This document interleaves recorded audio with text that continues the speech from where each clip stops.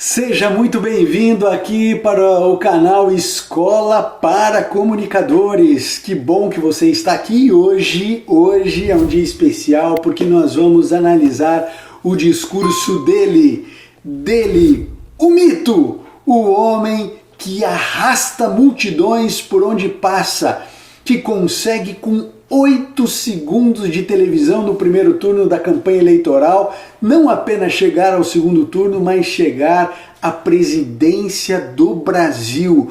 Um fenômeno eleitoral e de paixão. Ele desperta paixão nos que o amam e desperta paixão naqueles que o odeiam. Mito, mito, mito! Jair Messias Bolsonaro. Mito para alguns, bozo para outros. Eu quero lembrar a você que este aqui é um canal de comunicação para comunicadores, não é um canal com viés político.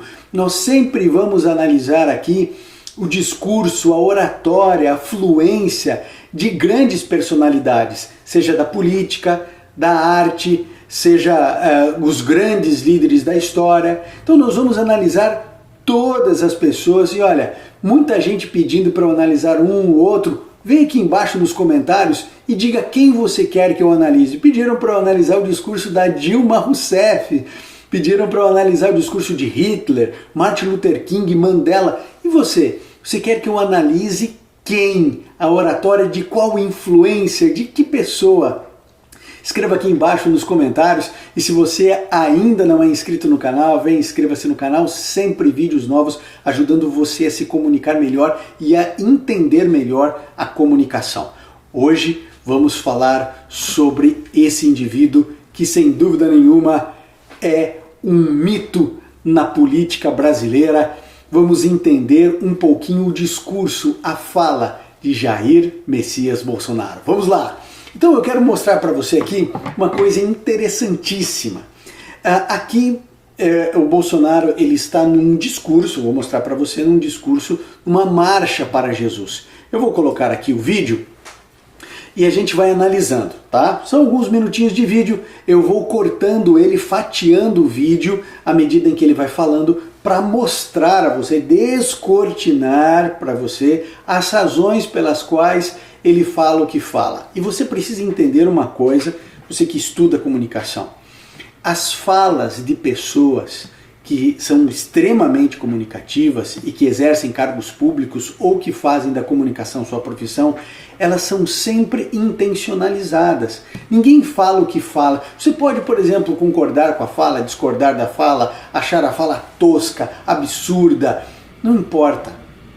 Quando o indivíduo fala, você pode ter certeza, existe uma assessoria por trás, existe uma lógica por trás, e a gente vai apresentar tudo isso para você hoje com Jair Messias Bolsonaro. Vamos lá, vamos para o início do discurso. É muito bom estar entre amigos, melhor ainda quando esses amigos têm Deus no coração. Porque assim agora nós somos irmãos. Eu acho fantástica essa introdução porque ele se demonstra muito à vontade, muito tranquilo. Ele está ali já como presidente do Brasil e ele vai declarando, olha, muito bom estar entre amigos. Opa, você acha que numa marcha para Jesus, isso em 2019, com tanta gente, milhares e milhares de pessoas, todos ali votaram nele? Todos o amam? Não, mas ele diz, olha, estou aqui entre amigos. Né? E ele vai escalando a proximidade. Ele diz assim, mais do que isso, amigos que têm Deus no coração. Quem não quer ter amigo, um amigo com Deus no coração? Ele diz assim, é mais do que um amigo com Deus no coração.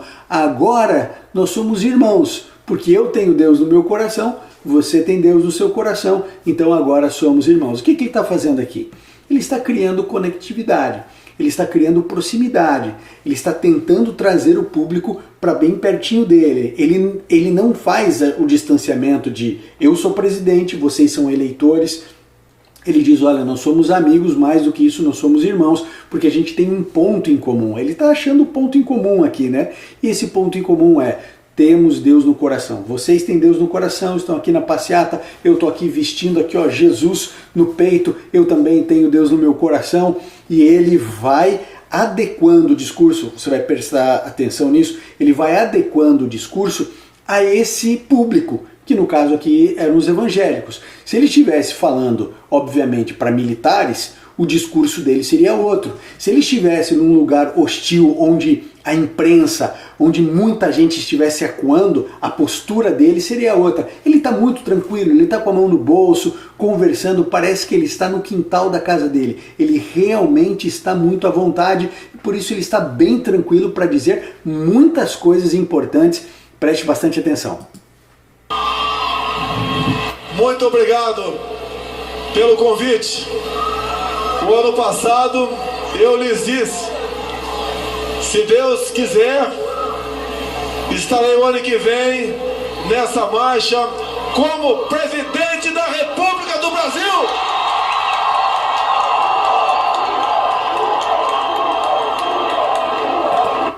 Tá ótimo, olha só, ele diz obrigado pelo convite, ou seja, eu não estou aqui de penetra, eu estou aqui porque fui convidado, estou me sentindo em casa, e ele começa a mostrar o seguinte, olha, como eu disse no passado, tenta buscar aí a lembrança da turma, se Deus quisesse, eu estaria aqui, aí agora ele se inflama, né, como presidente da República do Brasil, e quando ele se empolga, é como se ele tivesse dado o sinal, o alerta, para o pessoal vir com aplauso, e aí você já consegue ouvir no fundo, né, as pessoas gritando mito, mito, mito, mito, mito.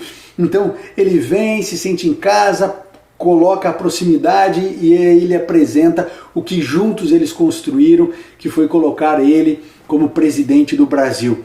E aí as pessoas elas se engajam e ali começam a aplaudir.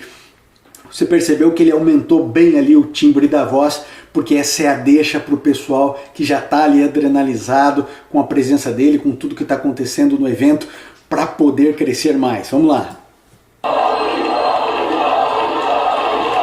Mito! Um presidente que diz que o Estado é laico, mas ele é cristão! Bonito, né? O presidente que não é ele que diz, quem diz é a Constituição. Então ele diz, eu concordo com a Constituição, é laico, não pode ter denominação nenhuma, mas eu sou cristão. Lógico, está numa marcha para Jesus e é verdade, né? Ele é cristão. É bom lembrar e ressaltar que ele é de crença católica, mas ele tem uma proximidade muito grande com os evangélicos, isso é verdade, ele não está mentindo, todo mundo sabe que o que ele está falando ali é verdade, ele realmente apresenta-se como um cristão, não esconde isso de ninguém, e talvez essa seja uma das razões pelas quais ele tem tanto apoio da massa evangélica. Feliz é a nação cujo Deus é o Senhor. Brasil, país feliz.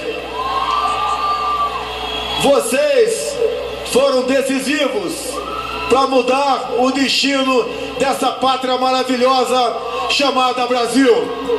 Bom, aqui ele dá uma escorregadinha, né? Porque ele esquece o versículo bíblico, né?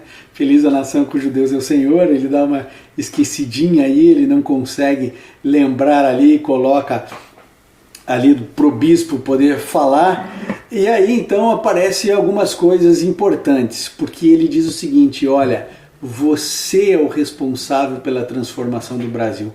Você perceba que quando ele disse, olha, Brasil uma nação feliz, ninguém gritou. Sabe por quê? Porque isso não é verdade, né? O povo brasileiro é um povo alegre, e isso é verdade, mas a nação, nós estamos passando por momentos difíceis, complicados, já há décadas, né? Não é de agora. Então, quando ele diz assim, é um Brasil uma nação feliz, parece que poucas pessoas se manifestam.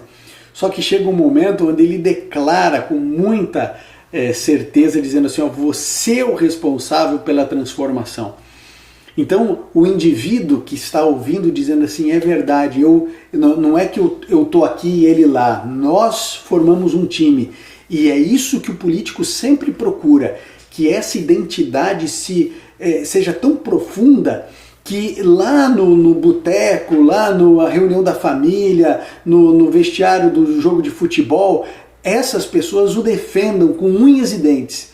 E essa proximidade é que faz o indivíduo se tornar um mito ou não. E ele tem alcançado sucesso muito, porque muita gente o defende.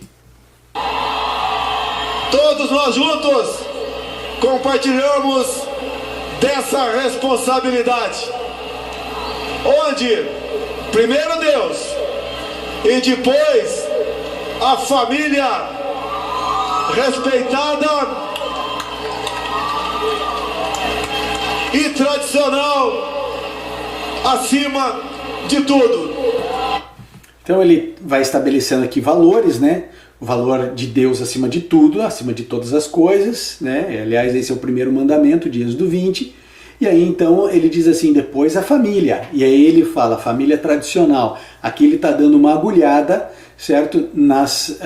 Dos outros tipos de família, homoafetivas, etc. O povo evangélico sabe do que ele está dizendo, ele disse sem falar, mas o recado foi dado de maneira muito efetiva.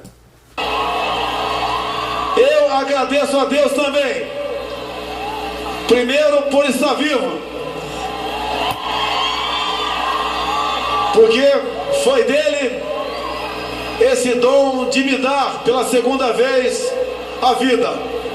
Agradeço a vocês também pelas orações nos momentos difíceis que encontrei pela frente. Agradece a Deus, agradece as pessoas. Deus foi quem trouxe ele novamente à vida, ou seja, eu quase morri, né, se apresentando como mártir, apresentando a sua fragilidade. Tudo isso vai gerando conectividade. Tudo o que ele precisa naquele momento é que as pessoas se vejam nele.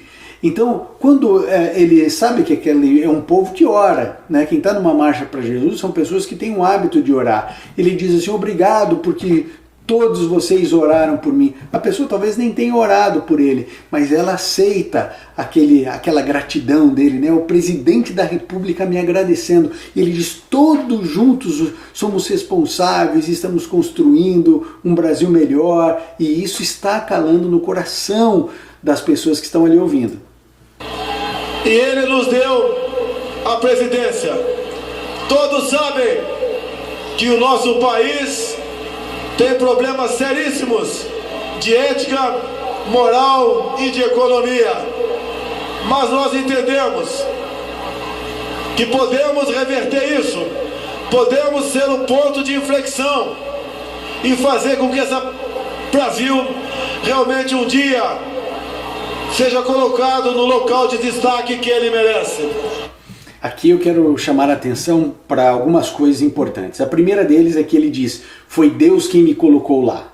Então aqui existe uma áurea profética, né? Uma áurea sobrenatural, mística. Deus me colocou lá na presidência, Deus me salvou, Deus me colocou lá e juntos nós vamos colocar esse país no lugar que ele merece, e ele vai trazendo esse conceito de maneira muito clara. Ele dá uma pequena escorregadinha em um trecho que eu quero voltar aqui só para você perceber, porque isso aqui as pessoas não entenderam o que ele falou. Ó. Que podemos reverter isso, podemos ser o ponto de inflexão. Ponto de inflexão. As pessoas não sabem o que é um ponto de inflexão.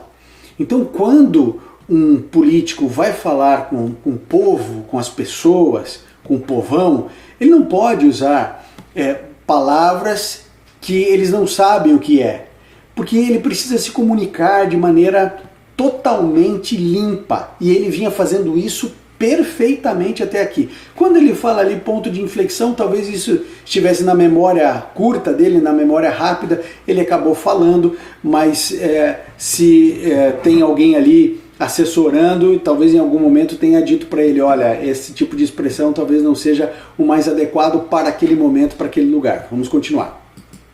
E fazer com que esse Brasil realmente um dia seja colocado no local de destaque que ele merece. Está aqui entre nós uma pessoa também muito importante, é o embaixador de Israel, Yoash Shelley, também um coronel do exército israelense. Eu quero chamar a atenção desse momento para que você perceba como tudo é muito bem estruturado. Atrás do Bolsonaro está o Bruno Covas, que é prefeito, inclusive prefeito reeleito agora de São Paulo. E na hora dele citar alguma autoridade, ele não está citando o Bruno Covas, que é o prefeito da cidade, né? Quem tem as chaves da cidade é o prefeito. Ele cita um embaixador de Israel e um coronel do exército israelense.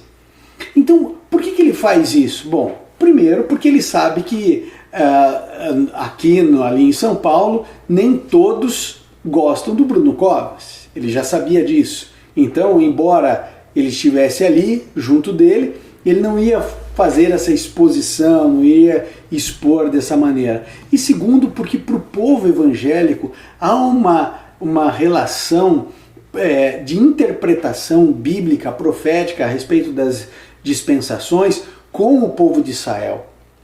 Então tem uma filosofia evangélica por trás nessa questão de Israel. Então ele traz mais uma vez essa relação e ele enaltece a um tipo de autoridade e não uma autoridade parecida com ele, que seria um político. Bom, deixa eu explicar então agora de maneira mais tranquila. Agora a gente analisou aqui algumas coisas e eu queria que você prestasse bastante atenção. Num vídeo anterior eu analisei também Luiz Inácio Lula da Silva e agora Messias Bolsonaro. E como vocês sabem, eu sou professor de oratória, né? Eu dou aula num curso Segredos da Oratória Moderna. E ali eu explico que, veja, ambos eles têm uma dicção difícil, né? Tanto o Lula quanto o Bolsonaro. Eles têm uma dicção ruim e algumas pessoas acham que elas não podem ser excelentes comunicadores porque elas têm a língua presa, porque de vez em quando elas dão uma pequena gaguejada, e não é isso. Talvez numa oratória antiga o indivíduo teria que ter a dicção perfeita, o gestual perfeito. Nós vivemos em outros tempos, em tempos completamente diferentes, onde o indivíduo, para ser locutor de rádio, não precisa mais ter aquela voz impostada. Então, hoje, comunicação ela é muito mais informal e muito mais natural. Quanto mais natural você for na hora de falar, melhor. Você percebeu? Talvez os professores antigos de oratória iam dizer que você nunca pode falar com a mão no bolso. Você tem aqui um presidente da República que é um mito para milhões de brasileiros falando com a mão no bolso. Entenda que todas essas pequenas regrinhas que foram colocadas no passado para bons oradores, tudo isso já caiu por terra e não é de agora não, já tem um bom tempo.